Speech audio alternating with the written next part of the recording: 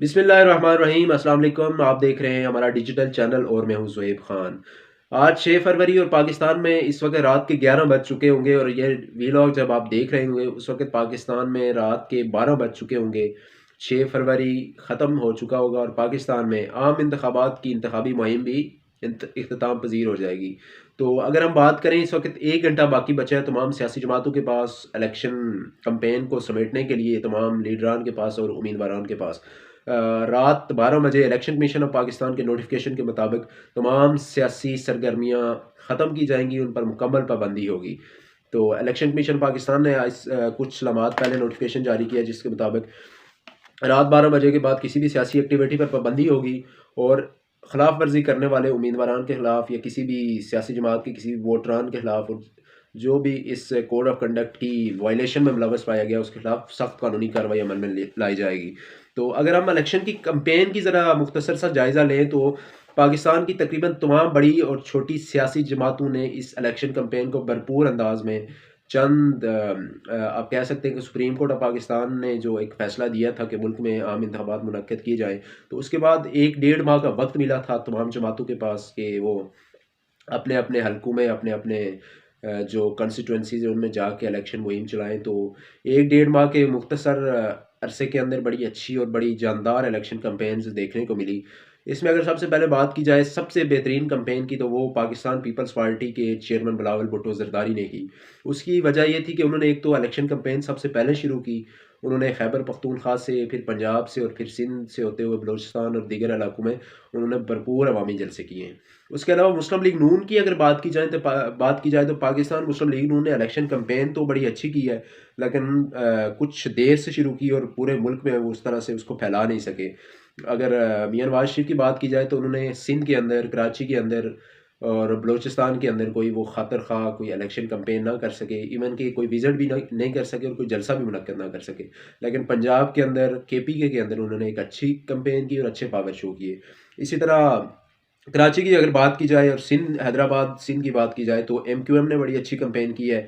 उसके साथ साथ जमात इस्लामी ने बड़ी अच्छी कैंपेन की है।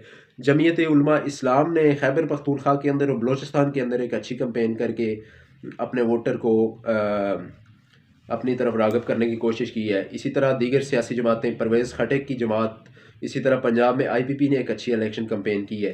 तो अगर इलेक्शन जो है जनरल इलेक्शन में बड़े मुकाबलों की कुछ बात की जाए तो चंद एक नाम और चंद हैवी वेट कैंडिडेट उनका मैं ज़िक्र आपके सामने करूं जिनके दरमियान बड़ा अच्छा और सख्त कांटे का मुकाबला दिखाई दे रहा है। सबसे पहले हम बात करें NA 130 की, तो यहाँ पर डॉक्टर यास्मीन राशिद और मियां नवाज शरीफ जो मुस्लिम लीग नून के कायद भी हैं और साबिक वज़ीर आज़म भी हैं, इनके दरमियान अच्छे मुकाबले की तवक्को है। इसी तरह लाहौर के एक और हल्के में मियां अजहर जो साबिक गवर्नर पंजाब हैं, उनका मुकाबला होने जा रहा है मियां नुमान जो मुस्लिम लीग नून के रहनुमा है।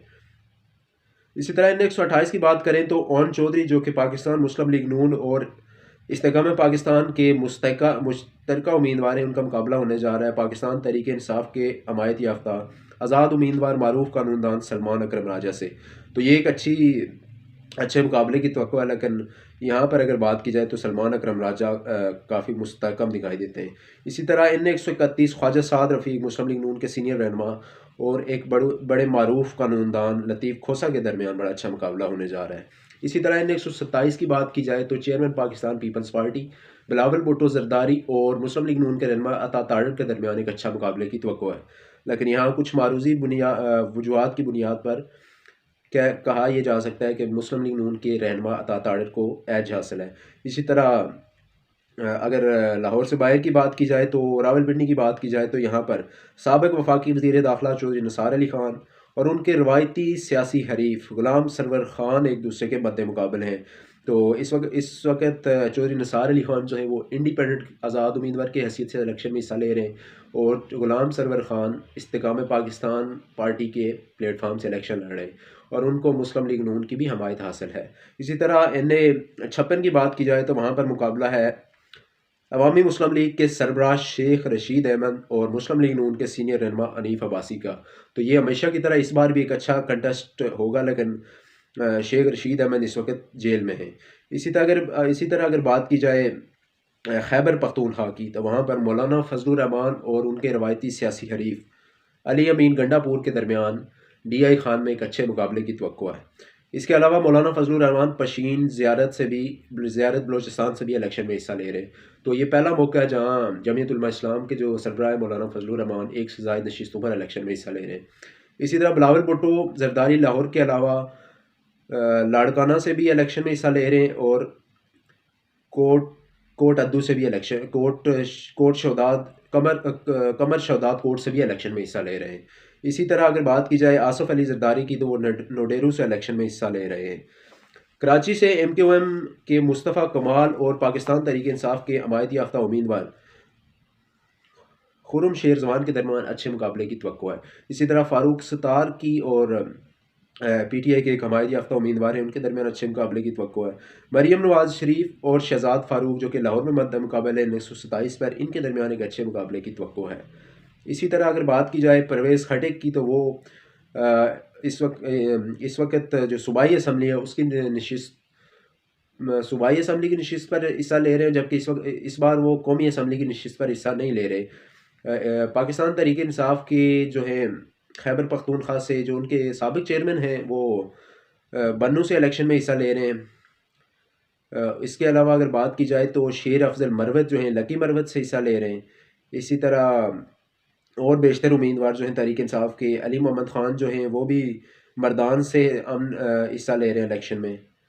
जो इस्तेकाम पाकिस्तान के सरबराह हैं अब्दुल अलीम जहांगीर खान तरीन वो मुल्तान से और लोधरा से इलेक्शन में हिस्सा ले रहे हैं। तो अब्दुल अलीम खान की अगर बात की जाए तो लाहौर में उनकी पोजीशन इस वक्त काफ़ी मुस्तहकम है, क्योंकि उनके मुकाबले में पाकिस्तान तहरीक इंसाफ के कैंडिडेट जो निस्बतन इस वक्त कुछ कमज़ोर दिखाई देते हैं। तो अब्दुल अलीम खान को मुस्लिम लीग नून की भी भरपूर हमायत हासिल है। अगर बात की जाए जहांगीर खान तरीन की तो जहांगीर तरीन इस वक्त 2 हल्कों से इलेक्शन में हिस्सा ले रहे हैं, लेकिन लोधरा वो वाहिद हल्का है जहाँ जहांगीर तरीन मुश्किलात का शिकार है।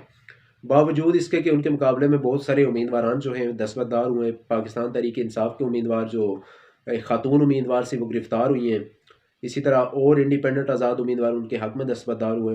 लेकिन ये वो सीट है जहाँ पर उनके मद्दे मुकाबल मुस्लिम लीग नून के रहनुमा सदीक बलोच जो कि बहुत अच्छी पोजीशन में दिखाई दे रहे हैं, और इसी वजह से बड़ी कोशिशों के बावजूद सदीक बलोच को बिठाने की बड़ी कोशिश की IPP की क़यादत ने, और मुस्लिम लीग नून की क़यादत से बराह रास्त उन्होंने रब्ते किए कि किसी तरह जहांगीर तरीन को यहाँ पर मुतफ़िका उम्मीदवार के तौर पर लाया जाए। लेकिन मुस्लिम लीग नून ने जो ग्राउंड रियलिटीज़ हैं और ज़मीनी हक़ाइक़ को जानते हुए इस हल्के से अपने उम्मीदवार को बरकरार रखा है। तो यहाँ पर जो मुकाबला है वो सदीक बलोच मुस्लिम लीग नून के उम्मीदवार हैं और जहांगीर खान तरीन जो हैं IPP के उम्मीदवार हैं। इनके दरमियान एक सख्त मुकाबला है और बड़ा अच्छा वोट बैंक यहाँ पर मौजूद है सदीक खान बलोच का भी। इसी तरह अगर बात की जाए मुल्तान की तो यहाँ पर एक बड़ा अच्छा मुकाबला है। जो महर बानो कुरैशी हैं, शाह महमूद कुरैशी की साहबजादी, वो पाकिस्तान तहरीक इंसाफ के प्लेटफॉर्म यानी इंडिपेंडेंट के तौर पर इलेक्शन लड़ रही हैं। उनका मुकाबला कर रहे हैं पाकिस्तान पीपल्स पार्टी के उम्मीदवार अली मूसा गिलानी। तो ये भी एक अच्छा मुकाबला होगा। तो इसी तरह अगर बात की जाए लाहौर के मज़ीद हलकों की तो इसमें एक दो ऐसे हलके हैं जहाँ पर पाकिस्तान तहरीक इंसाफ के उम्मीदवारान को कह सकते हैं कि वो कुछ हद तक बरतरी हासिल है, जिनमें N128 है जिसमें इलेक्शन में सलमान अकरम राजा हिस्सा ले रहे हैं और रोहन चौधरी हिस्सा ले रहे हैं। N128 जो कि पहले N127 हुआ करता था और नई हल्का बंदियों के बाद N128 है। यहाँ पर पाकिस्तान तहरीक इंसाफ के उम्मीदवार हुआ करते थे शफकत महमूद, और उनके मद्दे मुकाबल नून लीग के उम्मीदवार हुआ करते थे जो कि साबिक मेयर भी रहे हैं लाहौर के। राना मुबशर भी कई मरतबा हिस्सा ले चुके हैं इसमें। तो यहाँ पर हमेशा से ही शफकत महमूद एक बेहतर पोजीशन में रहे और 2 दफ़ा वो मेंबर कौमी असम्बली भी इस हल्के से मुंतखब हुए हैं। तो इस वक्त नून लीग का बराह रास्त कोई उम्मीदवार कौमी असम्बली के लिए शेर के निशान पर नहीं लड़ रहा, इसलिए ओन चौधरी को सपोर्ट किया जा रहा है जी मुस्लिम लीग नून की जानब से, लेकिन उनके पास जो इंतखाबी निशान है वो औकाब है।